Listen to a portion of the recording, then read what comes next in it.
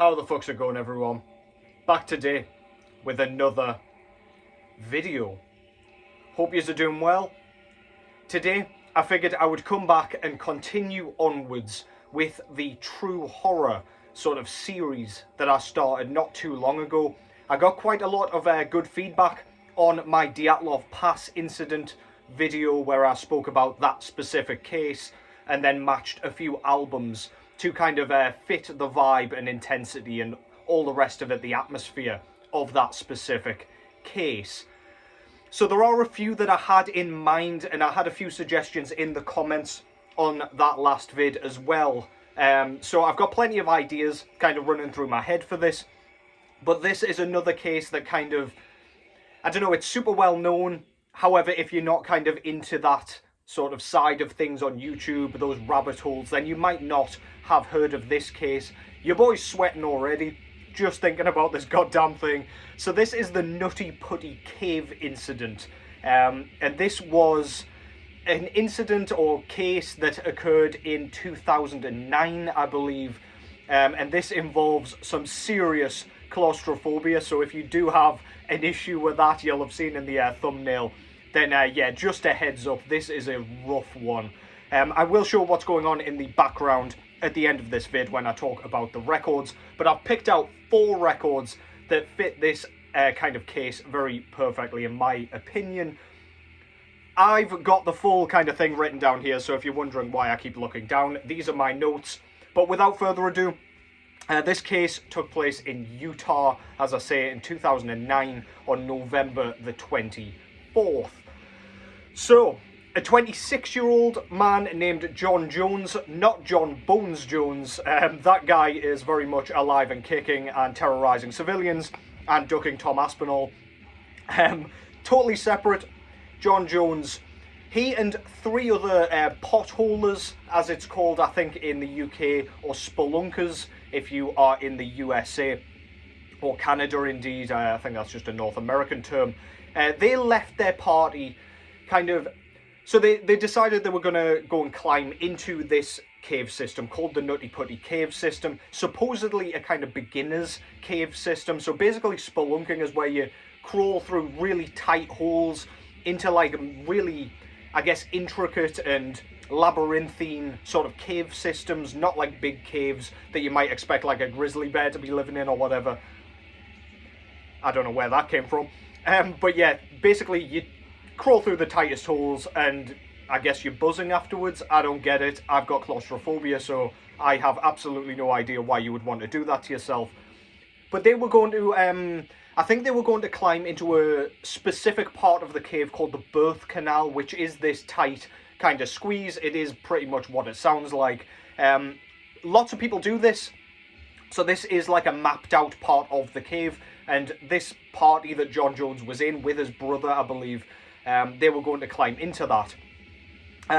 However, John and his brother Josh, I believe his name was, if I get any of the information wrong here, do correct me or whatever, but yeah, my understanding is they went in search of a different part of the cave. So they ended up kind of looking for the birth canal, however, they went a separate way. And they ended up going the wrong way. So they went into the left-hand cave system instead of the right. They kept climbing through until they got into what is called the corkscrew. So this, again, is a super tight path. You've got to kind of, my understanding is there are lots of ways in which you've got to contort and twist and turn your body in order to get through this specific part of the cave. This part was kind of mapped out. However, this was only up to a point where a couple of people got stuck and had been rescued prior. So this was a renowned kind of tricky part of the cave system, and what lies beyond that, nobody knew. So it hadn't been explored before. So what they assumed was, because I think the birth canal had like a turnaround point once you've kind of crawled through that, so that you can stand up from what I can see and just kind of realign yourself to kind of make the ascent back upwards. As I say, John went first before his brother, mistakenly entered an unexplored passage that he thought was the turnaround point. So he had to squeeze himself through this particular part that really he should not have. So he was met with a dead end. He could see with his head torch, and there was, like, it was going kind of in a diagonally kind of descending sort of angle. He eventually got to this hole, and he climbed into it, thinking that he could see some light at the end, thinking that he could see a way out, and instead he got entirely stuck. And I mean completely stuck. He thought he could crawl all the way out of it. He thought there was a like exit point at the end of that, so he just kept going and jammed himself literally vertically, and again you'll see the photo in the thumbnail there, literally upside down. So his legs were kind of poking out of the top of this hole. Josh's brother could hear him saying, "Don't come back, don't come back." And yeah, he very, very much got himself stuck head first. Terrible, terrible situation to be in.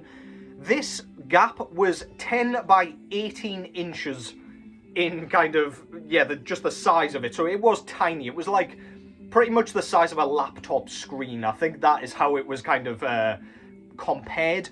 And this was 400 feet away from the main entrance to the Nutty Putty Cave system. So this would take an hour or over to get to this point that John was now stuck in.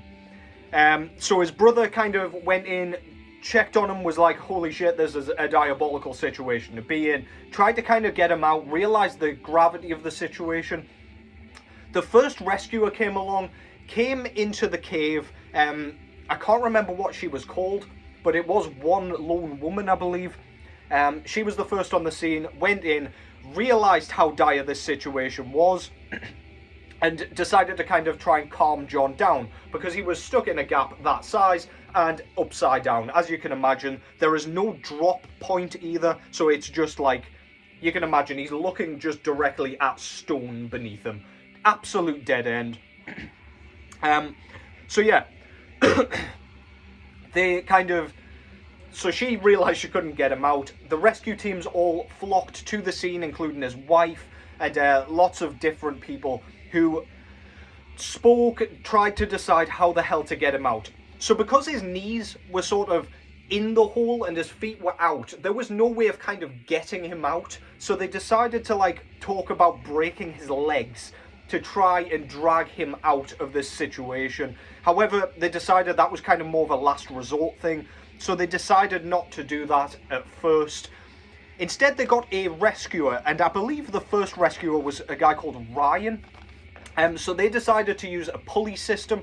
John had been in there for ages at this point, like hours and hours and hours. The guy was hallucinating, he was kind of kicking his legs and having a dreadful, dreadful time. Because, yeah, I mean, all the blood's rushed to his head, his organs are being crushed. He's finding it hard to breathe anyway, and it's hot and kind of humid in there. It's claustrophobic. I mean, he can't have had too bad claustrophobia in the first place to be wanting to do this kind of thing. However, I'm sure panic does start to set in when you are stuck upside down and cannot breathe properly. So pulleys were, I guess, they planned out the pulley system first. It took them hours to sort this out. And once they got this locked in, a man called Ryan went in, sorted out the pulleys, wrapped a rope around John's legs pretty tightly. His legs were blue at this point and he could not feel them, although he could very much feel his nerves burning. As you can imagine, excruciating agony. However, couldn't like move his legs or anything. Rope around his legs. Pulley system was kind of right above John's legs, and they managed to hoist him up so his feet were pretty much touching the ceiling, which is not very high, might I add. So his head was kind of raised. They managed to pull him out a little bit. However, Ryan, the rescuer, or the first rescuer, suddenly blacked out. Once he regained consciousness, blood pissing everywhere, split his face open, his tongue was split in two, and he was very severely concussed. What had happened was the kind of pulley system had failed, and the, I'm not sure what you call it, the carabiner or whatever, had smashed him in the face, knocking him clean out. John had slid to the bottom once again. This man was 6 foot and 200 pounds, by the way, so gravity took effect and he got wedged in there. And it seemed like this had knocked him out, whether he hit his head on the rocks or whether kind of cardiac failure had set in, because the body is not designed to be kind of sat upside down. The heart and everything, like the full circulatory system and the cardiovascular system, is designed to be upright because of gravity. It's a one-way system. Toxins have got to be pumped out, and this system is very specific to an upright animal. Similar to how when whales kind of get washed up, their body cannot hold the weight. They're not designed to be on land, so the gravity just crushes them eventually. This is a disaster. John slipped back down in the hole, as I say, and by this point John had been upside down for over 20 hours. So again, you can imagine, absolutely dire situation at this point. They had like a walkie-talkie system where he could talk to his wife. He was praying because he was a religious guy. He was having a nightmare of it. And eventually they had to get a paramedic to go in after 26 grueling hours, and he was pronounced dead. They could not get a pulse. And then kind of the problem became how to get his body out then, because his wife was there, he had kids, or at least one child, so they wanted to kind of retrieve his body and not just leave him in the system. As you can imagine, really traumatizing situation. They spoke about cutting him up, breaking his legs, taking him out in pieces because of how jammed in he was. They didn't think they could get him out intact. But in the end, they decided this was too dangerous for more people going in and potentially getting stuck, that they just sealed up the hole. So that was his grave, effectively. They cemented it shut, nobody else can climb in, and John's body is just stuck exactly where he was stuck, with his one arm by his side, one arm on his chest, absolutely, completely helpless in there. And yeah, this is a famous case because of how common claustrophobia is. This is an insanely, I guess, graphic case. When you watch videos breaking down this, they do a lot better job than I do. Much more kind of, I guess, much more suspense and things like that. But I really highly recommend you go and watch that, especially if you've got claustrophobia and you like to freak yourself out, because it is absolutely insane, the position that he managed to get himself in. Anyway, so the overall point of these videos is to show some records that I think fit this case or these cases perfectly. So the first record that I've chosen here is this one. So this is Leviathan's 2005 third full-length album entitled A Silhouette in Splinters. The reason I've picked this one is because it's a super like eerie, creepy, dark ambient record that really just does set the tone for how I imagine John was feeling, the hallucinations, the kind of mental torment he must have been going through to kind of keep himself sane in those moments when he is in so much pain, literally upside down in the warm, wet cave, just cannot breathe effectively, really suffocating, really just intensely claustrophobic. This thing is exactly that kind of thing. I could imagine if this was playing at that time, it would have absolutely tortured him into total abject insanity. It's got like noisy elements where it's just like rumbling sort of sounds, and I can just imagine this is the type of thing where your brain just gets sent into overdrive. My brain does just hearing this alone by itself, let alone thinking about being stuck in a cave vertically upside down.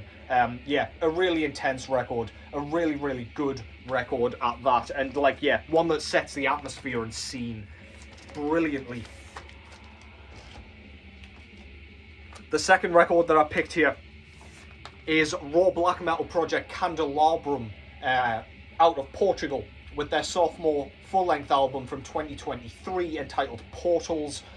This is supposedly the same guy as who does Black Salice, and Candelabram is a much more mystical and a much more eerie, unnerving sort of sounding project. That is mainly because of the synths that accompany the really kind of crackly, static, sort of slathered raw black metal. Distant howls, distant screams, crackly kind of echoing screams, lots of reverb. Drums are kind of in the background there, and then we've got that mysticism and transcendental nature of the synths that again is that sort of mental torment that I was talking about. Really just does not make you feel good, and again in a pitch black cave feeling helpless, feeling the struggle of your life slipping away because of a mistake you made just doing a hobby, you can really kind of feel that emanating out of this really uncomfortable listen. Candelabram with Portals. A great band in general, by the way. Strongly recommend their other work. They've got 4 albums at this point.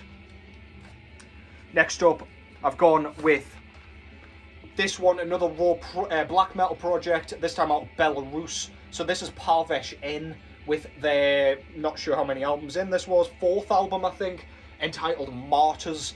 So this is a raw black metal project and raw black metal album that is based around the film Martyrs. That was a mid-2000s French-Canadian film, horror film, which is a really uncomfortable watch in the first place. I will talk about that at some point in more detail. But basically, it is about using women, tortured women, as a kind of portal, I guess, or gateway into the afterlife. So they're being martyrs to experience this sort of, I guess, godlike sort of feeling. Very interesting film, very unique take on it. Make sure you watch the original. I've heard only bad things about the remake. But I digress. The reason I've picked this for the Nutty Putty Cave incident is because of the sound of this. Again, it's that echoing reverb that gives me the sort of feeling of being in a cave. You know, when you hear like dewdrops falling off stalactites or stalagmites, not sure which way around that is, the ones from the ceiling, just kind of rattling through the cave system. I can totally imagine sounds like that were really all he could hear, driving him insane. A bit like that torture method where, like, yeah, it's just a constant drip on the top of your head and it just drives you insane as you get further and further into your days, hours, whatever. I really love the sound of the hi-hats on this, really trashy sounding, very tinny, and the drumming, yeah, because it's all like mid-paced, it's just got like that feeling of like you are having your brain completely picked apart and restructured in a way where you cannot feel anything but fear. Absolutely tremendous stuff. Vesh En with Martyrs. And a great film. Go and watch that as well. Just, it'll never leave you, to be honest. You'll sit there and just think about that film after you've seen it. Trust me, I did the same. And finally, I've gone with this one. This is Fuoco Factual out of Italy with their 3rd full-length album entitled Obsidian Catabasis. So this is a death / more predominantly funeral doom project. And I mean, I've got quite a lot of funeral doom in my collection, but this one was the one that stuck out as being the most apt for being stuck in a cave system, slowly perishing. Really claustrophobic and oppressive, almost like the stone is closing in on you. Even though it's not, you just feel like it is. It feels like there is a ton weight on your chest and your rib cage is about to kind of give way to that pressure. Really, really intense stuff. Compared to other Funeral Doom records, I find the production and mixing job on this one to be really oppressive. It's got like an almost blackened feel to it, where it's just grating noise in the background coming off the guitars. Really, really good vocals on this. It is that kind of rumbling, cavernous, gurgling sort of guttural style that is usually sort of associated with the Funeral Doom style. And there are moments of blast beats where I guess it kind of, John's like kind of hopefulness once he saw the rescue team, it kind of is built up by the blast beats, and then we've got the slow, crushing, meandering sort of devastation when you realise that help is not actually going to be able to get you out. An absolutely massive record from 2021. That's Fuoco Factual with Obsidian Catabasis. Again, another record that you do not feel good after listening to. And that concludes that. Just what was going on in the background there as well. This is the split release between Polish bands Thunderbolt and indeed Kataxu. So this is entitled The Black Clouds Over Dark Majesty, and the Roots side is the Kataxu side is Roots Thunder. I haven't heard any of the Kataxu stuff yet, but Thunderbolt very much reminds me of kind of early Immortal, without the kind of a bath sort of croaky vocals. And by early Immortal, I don't mean the death metal demo stuff, more kind of diabolical full moon mysticism, in that there's a bit of a battery feel to the production and to the drum sound and everything. Vocally, we've got kind of a standard screech. This Kataxu side sounds a bit more ambient, so I'm assuming there is a little bit more of that creeping in here. However, yeah, really, really good stuff out of Poland. I don't know a lot about either of these bands, but I really do like what I have heard from this so far. And that concludes that. Hope you've enjoyed that. Give me some more cases to kind of cover here, because I do enjoy the kind of mental challenge of coming up with records that would fit each thing. I do have a few others in mind, so I'll do a few more as I'm going. But yeah, by all means, give me your thoughts, your opinions. Do you like this series so far? Do you want to see more of it? Etc, etc. But for now, take care as always. Don't go potholing or whatever you want to call it. Terrible idea. And I will catch you in the next one.